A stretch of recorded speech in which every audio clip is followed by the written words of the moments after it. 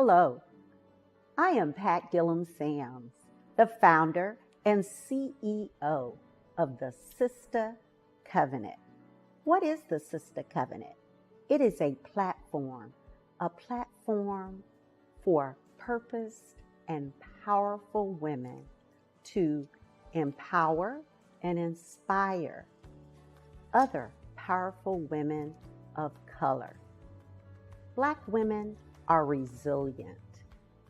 We nurture the world, our families, our spouses, our children, our communities, the boardroom, and everything in between. But who fills our cup? I often am reminded of when we fly, we're told to put our oxygen mask on first. And that is what the Sister Covenant is all about. It's a safe space for authentic dialogue between sisters, my friends, your friends, all of our friends, coming together for a time such as this. Join me Sunday mornings, 8:30 a.m. Eastern Time, first, third, and fifth Sundays for the Sister Covenant, a safe space to laugh a lot, cry a little, and fill your cup.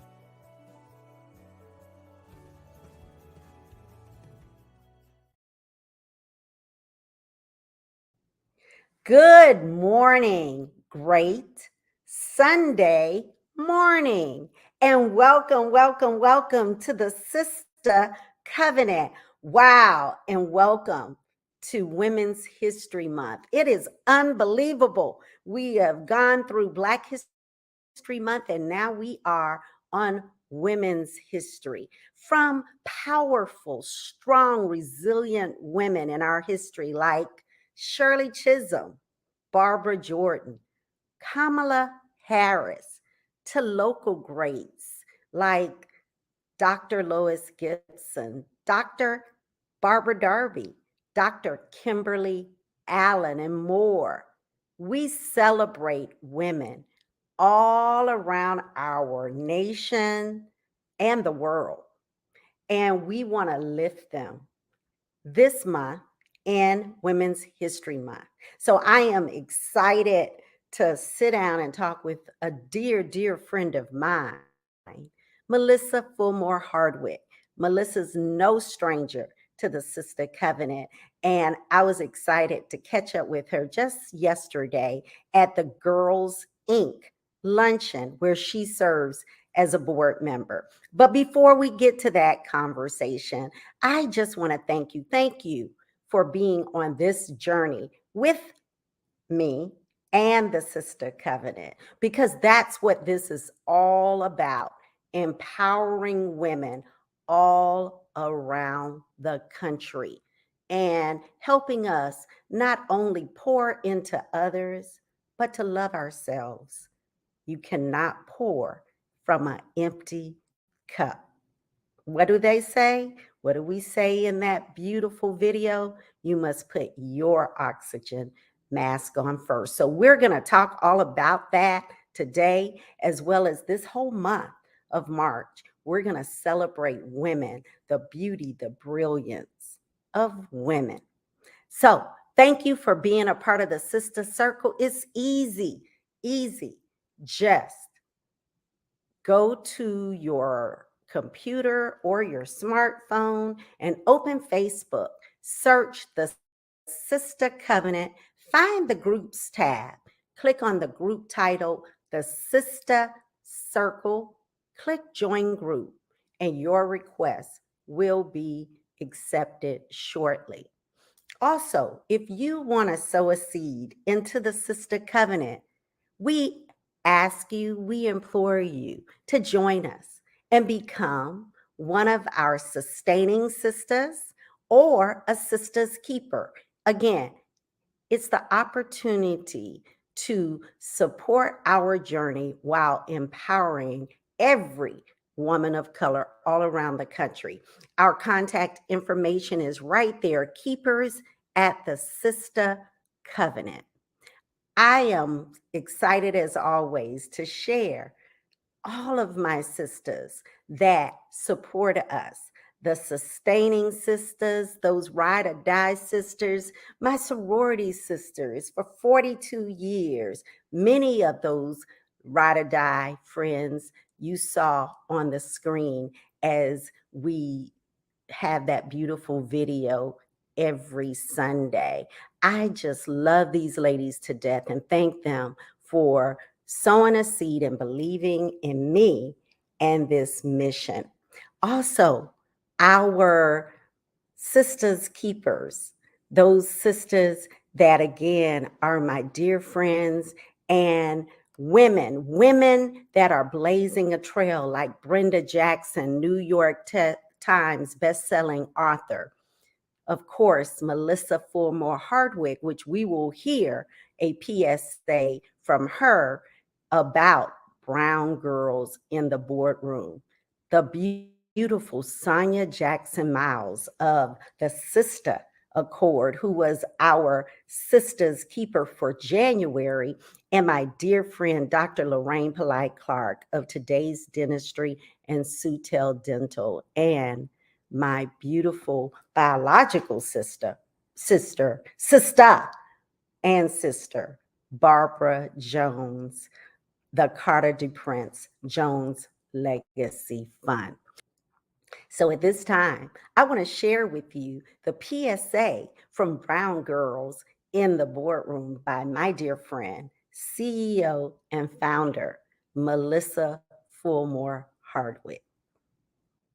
I want them to have the type of boldness that somebody saying no to them does not stop them. I want them to walk away saying, I am smart, I am beautiful, and the sky's the limit for me.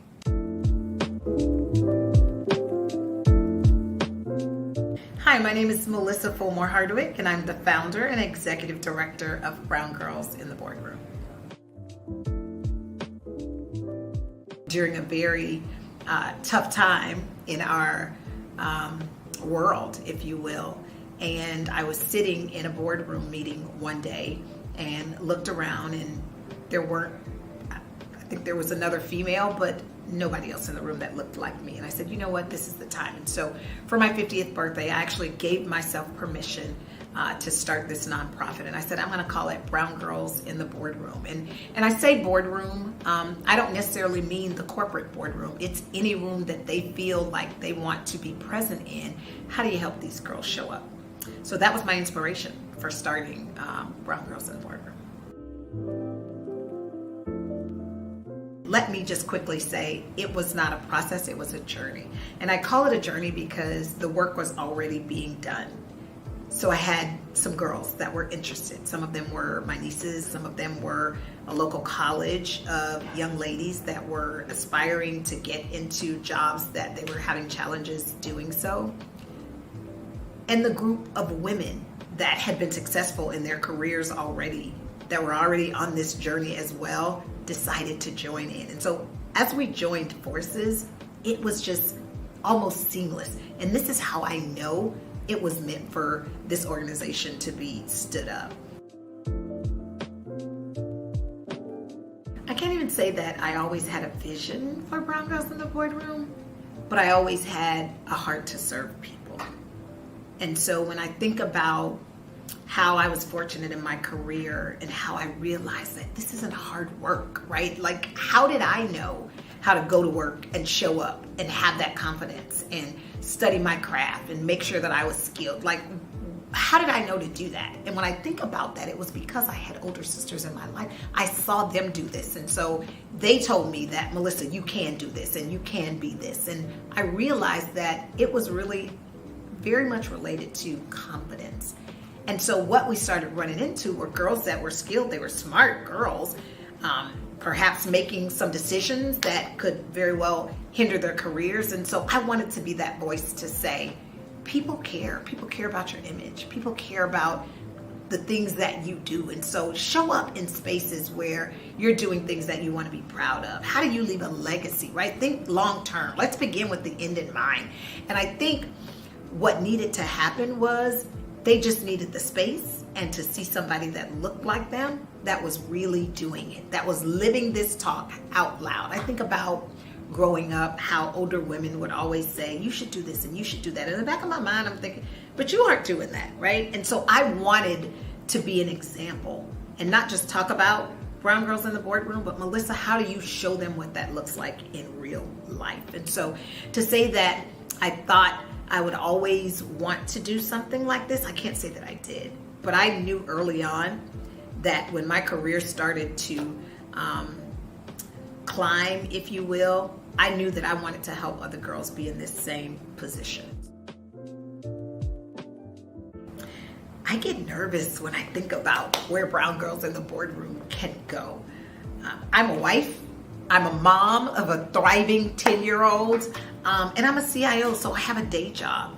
And all three of those three jobs, every one of them takes a lot, and I have to show up in every one of those. And so when I think about brown girls in the boardroom, it makes me nervous because I've gotten asks, if you will, to take this to other states and other cities, and how do we expand this in different parts of the world. And I get nervous about that because I'm like, but there's one of me, you know, and there's this notion that other people will help, but it's my baby. And when I think about it, I want to be attached to it. And so it can go far. I don't have the capacity right now to serve all of the girls that are even interested in being a part of Brown Girls in the Boardroom. And so when I think about where it can go, this can be big. What I want to instill in them, number one, I want them to know that representation matters. And I want them to know that you should always have a spirit of serving and giving back. And so you first have to be in the space to be represented. And so the confidence, the ability to say I can be a game changer, be an advocate for young women. I want them to know that they can be bigger and better than they are today. It is my heartfelt desire to make sure that each and every girl, they're tied to a mentor, their mentors check in with them. You know, we're teaching them how to golf, right? We're teaching them finance, etiquette. We're teaching them how to show up in spaces, emotional intelligence. And it is my desire that they level up in their careers. And in fact, that's our theme right now, leveling up. How do you level up? Whether you are a cosmetologist and leveling up means starting your own salon, whether it's you are in IT and leveling up means you get some certifications and move to a higher job, whatever it means to them. But I want them to be better than they were when they ran into Melissa Fulmore-Hardwick and Brown Girls in the Boardroom. Representation matters, and I want them to represent. Brown Girls in the Boardroom went from just a concept, just a vision of Melissa to a reality. And she is transforming lives with this nonprofit organization. And I am just so incredibly proud of her. So I had the opportunity just yesterday to sit down and talk with Melissa at the Girls Inc. luncheon, where she serves as a board member. Melissa Fulmore-Hardwick is regarded as one of the First Coast's most prolific technology leaders. Melissa has dedicated more than 20 years to merging innovative technology solutions with collaboration-based leadership. Melissa started off by serving in the U.S. Army as a commissioned officer and later launched her career as an accountant.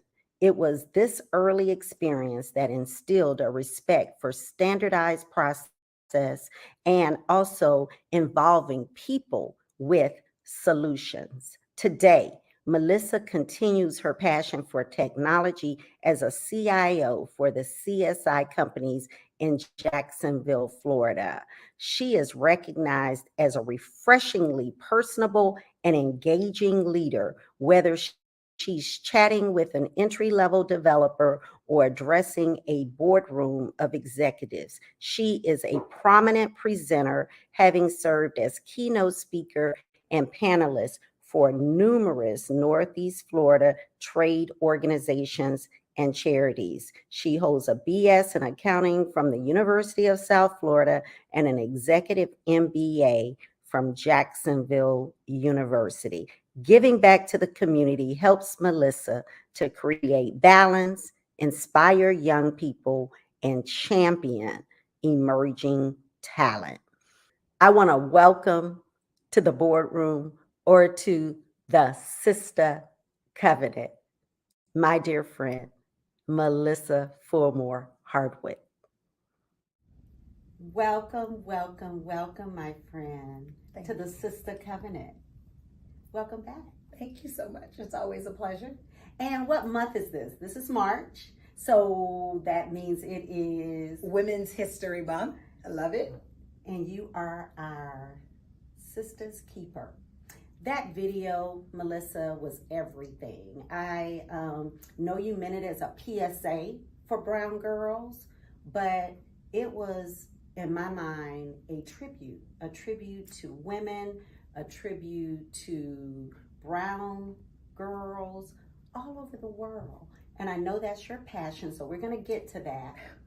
But in Women's History Month, I think it's important for our audience, even though you've been here many times, to know who's sitting in front of us.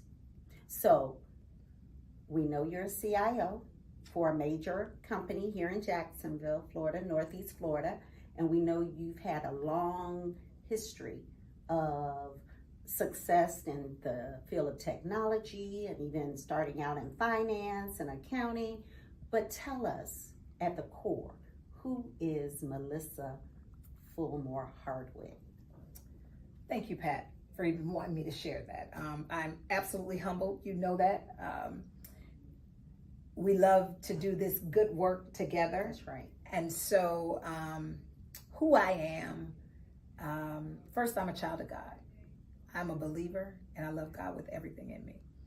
I'm a little country girl, though, from a little small city in South Florida called Deerfield Beach. I'm the youngest of 12 siblings. Same mom and dad. Clearly, television wasn't a big thing in our house. But I came from a family of faith. And my dad just raised us to always want to serve people, right? And so that never escaped me. And as I grew up and left my parents' house and went to college and started to work, I always found myself going back to serving, right? I'm a wife of 17 years. I am a mom of a thriving 10-year-old. And I love advocating for young girls. That's who I am. So, Melissa, we're in Women's History Month, and we are celebrating. It's so appropriate that we talk today. This isn't Sunday, Good Morning Sunday, but what it is a day that you serve on a board, Girls Inc.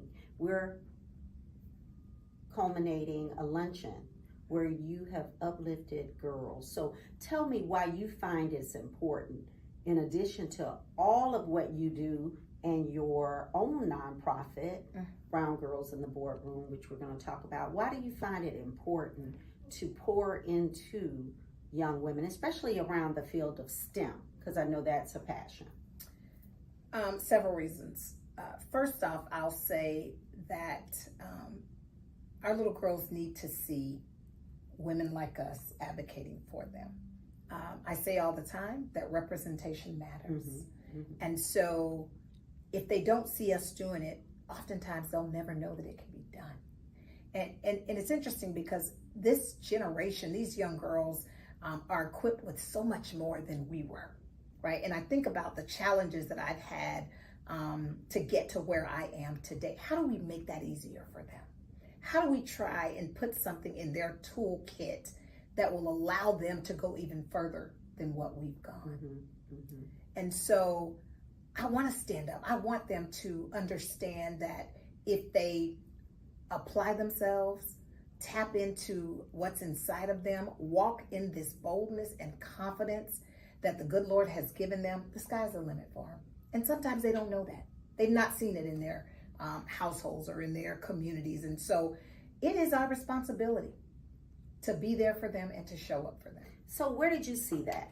How did you have that confidence to not just succeed or just survive, but to thrive? Where did you get that instilled in you?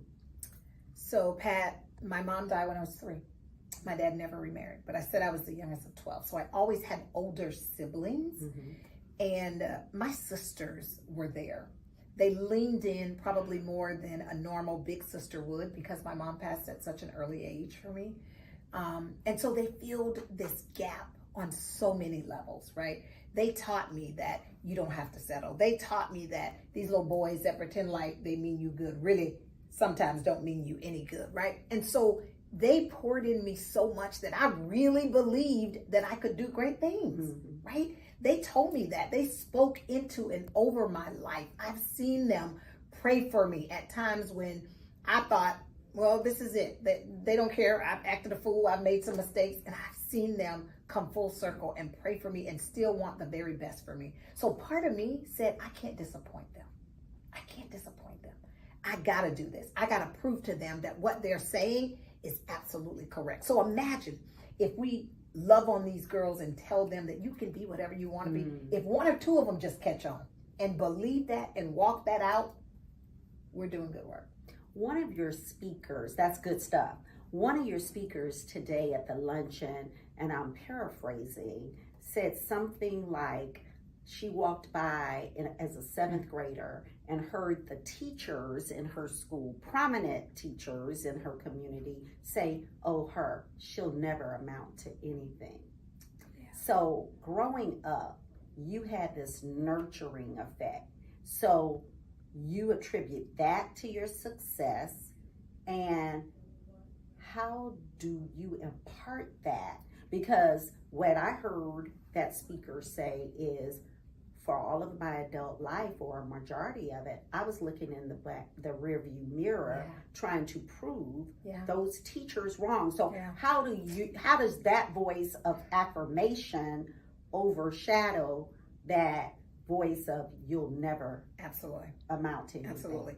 I think that, it's interesting. I heard someone say not long ago that social media, why these young people love social media so much, is that every time the like button is lit up, it stimulates something in them, right? So imagine if every time we loved on a brown girl, a girl period, there is something in them that stands up and says, you know what? I can. I'm worth it. I can do this, right? I want to be the like button. I want to pour into them in such a way that says, I love you right where you are. And you know what? Where you are today doesn't dictate where you're going to be, right? But I love that like button concept because I feel like we ought to be thumbs walking around for our little girls. So have you ever done it not quite right? Did you ever veer off the path? It's good when you feel like I'm pleasing those people, your sisters, your siblings, your older, but what about when not so much? How does that work out for success? Yeah. I am who I am today because I did fail, right? And we often say in the world of technology, fail fast. And what that means is, even if you fail, you have to recover, right? The Bible talks about that, like fall 7 times, you get back up. But what that looked like for me, I went to college and I didn't do so well. And I recall my father saying, you're going to come back home, right? And I didn't quite hear the voice that our speaker today said she heard, that you weren't going to make it. But I felt that. I felt that. I felt that you will have failed, not people, yourself, right? And I just said to myself, I remember sitting I forget where. I was actually at an appointment trying to apply for a job when I knew that my grades were not going to be good, right? So what I was trying to do was get ahead of it and get a job, and so I could say I can't come home because I'm working for the summer, right? Mm-hmm. And I remember something clearly saying, you got to get yourself together. This is not who you are. You weren't made like this. And you and I talk often about the giraffe and the turtle, right? And it was in that moment that I realized I'm not a turtle, right? I wasn't built like this. That's and so my statue and how God has made me, I can't be down here. I'm seeing the world from a different place. And so how do I stand up for that, for yourself, Melissa, right? And so I have failed. I failed on more than one occasion, but nothing in me ever believed that I would stay there.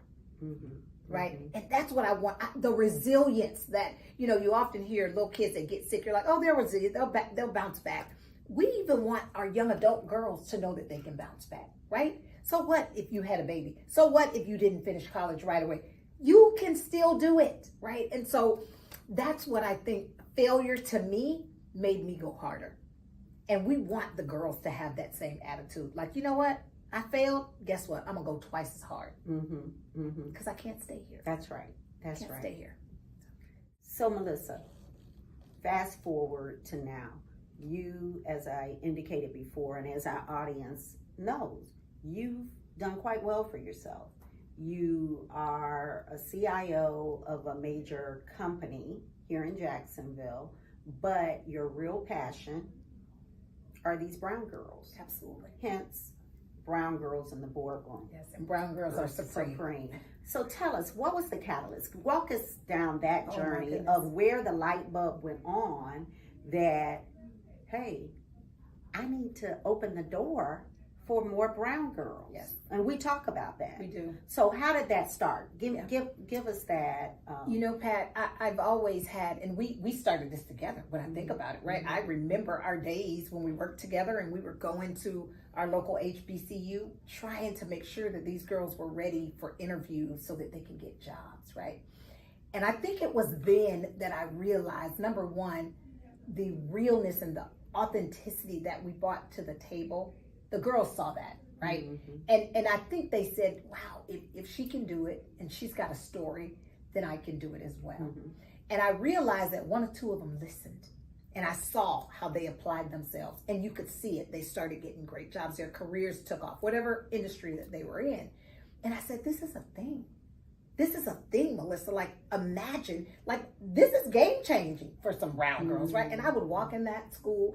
And of course, I loved to dress, right?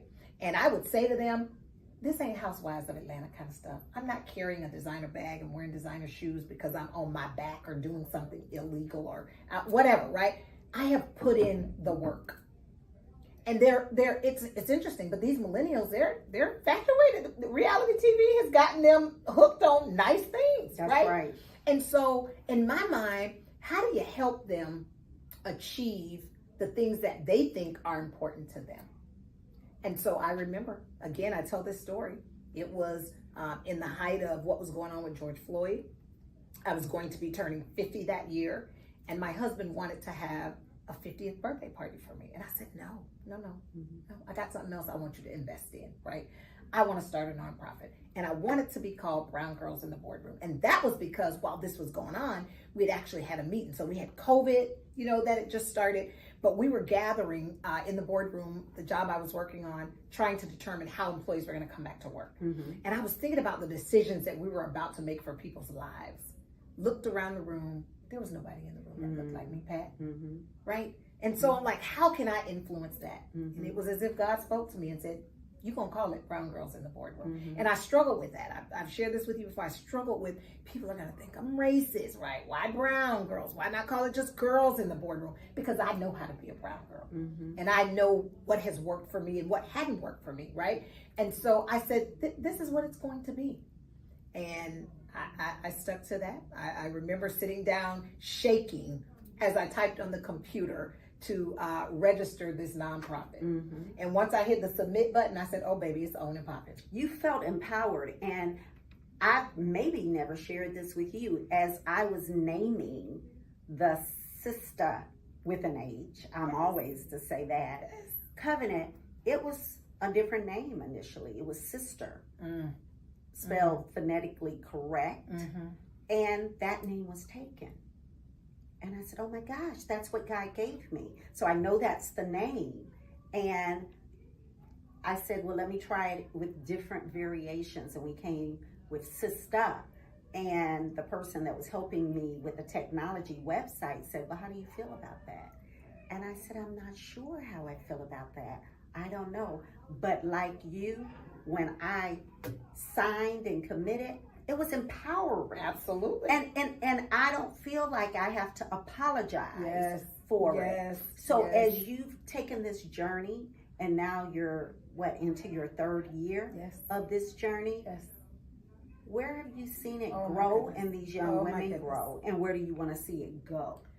You know, Pat, I shared in the PSA, if you will, in that video, that it scares me when I think about the impact Brown Girls in the Boardroom can make and has made, right? I've seen some of the girls change careers just based on conversation that we've had, raise their hand for bigger, projects at work. But to see them walk in the confidence of knowing, first of all, I'm an executive in the workplace.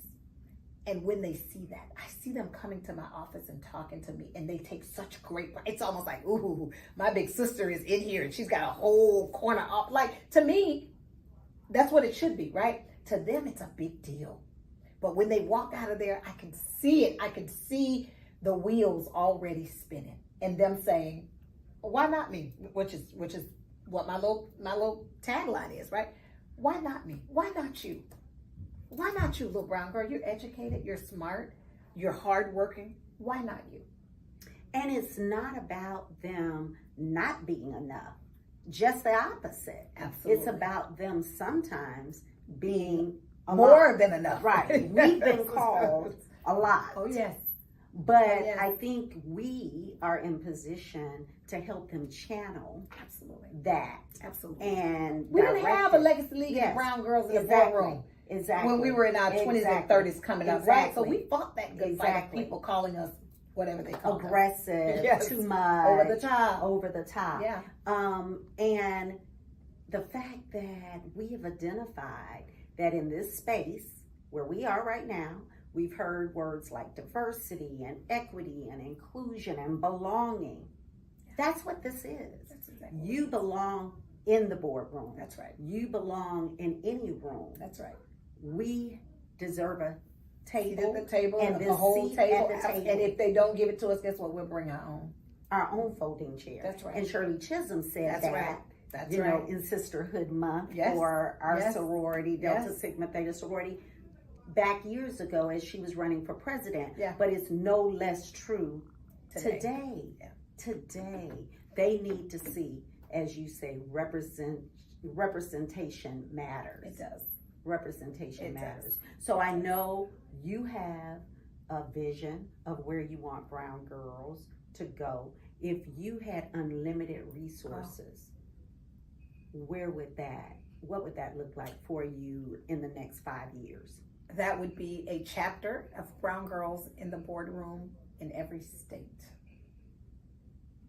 And that we would see girls all over the world going to the C-suite or starting their own businesses, or just, you would see the growth. You would see that we are walking in our God-given abilities, and we have the confidence to know that we can take this thing and run with it. Like, we can do anything. We can do anything. Like, literally. I think about how God has a lot. And you know, I started off saying I'm a child of God. Now, I believe, and part of what I am instilling in the program is there's a faith component, right? We don't just need to get on this kick that I'm just so great, right? And I don't need something higher or greater.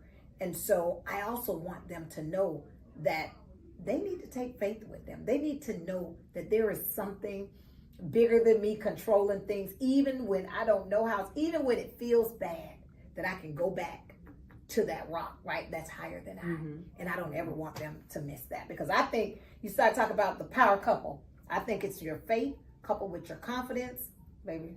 They can't stop you. They can't stop you. So how would brown girls, and is this just in Jacksonville right now? Yes, it is. So how do young ladies, and are there parameters, or where can they get more information? Yes, bgandthebr.com, and there's more information there. So we have cohorts, and the cohorts start from September through April. Okay. And then May we have a celebration, right? And so we try to take between 13 and 15 girls. The ages are between 23 is where I want to go. It's about, I want to stop and say, I think once these girls graduate college, oftentimes they have a degree, but they really don't know what to do with it. Mm-hmm. So we want to get them when they're at that age, right? Entering their first job, or maybe on their first job, and trying to level up. That's what I want to help them do. I want to help them level up, right? Mm-hmm. And so it's these young adult girls who, and I hate to give an age, I mean, but we really ain't trying to get no 50-year-old. They don't need to be old as me, Pat, in the program. But there may be some right?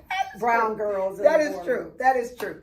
But we want them to be able to level up in any space that they're in, any room, like you said earlier, that they walk into. We want them to know that they can level up in that space. And so just trying to give them the tools to help influence that. That's the goal. So I want to personally thank you for your vision. I want to personally thank you for your heart. You inspired me to, God spoke to me with regard to the Legacy League, and you found it not robbery to join forces, because we both recognize that there is enough room at the table, absolutely, for the good work that we're doing in this space. So it's not competition. It's about sharing. We have golf tournaments that our girls go to, and we have retreats in resort hotels, and we help one another share ideas. So I want to thank you, my friend, we are better together. We are better now. Everybody else, we don't know if they're better with us. I'm talking about us. Yeah, it's like when she puts her feet on the floor. Woo! God knows she's coming. She's coming. So I want to thank you, and I want to just pray for the success, not only of brown girls in the boardroom, but all of those brown girls that you, Melissa, personally will have the ability to touch, to seed into, so that they can not just survive but thrive. Yes.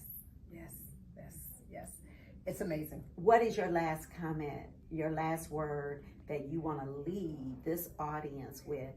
Because this work is bigger than you and I. What's that last word? The last word is reach, right? And I believe that we can reach so many more brown girls if those of us that's been there, been through the fire already, would just reach. And willing to share. Yes, absolutely. Yeah. Show up for real. Show up for these girls. And you'd just be surprised that there's so many girls out there. The two of us, we both have organizations. We can't touch them all, right? Mm-hmm. But if our women, our seasoned women, would just reach and grab these girls, we can change the world. And I believe that. We gonna try. Yes, we are. We're gonna die trying this thing, baby. Listen. Till the wheels fall off this bus. Thank you. Thank you, my friend. Oh, love you. Happy Women's History Month. Happy Women's History Month. And Month. Happy Sisterhood Month. Yes, and Happy Sisterhood Month. Woo. Wow, what a dynamic and powerful woman. I am just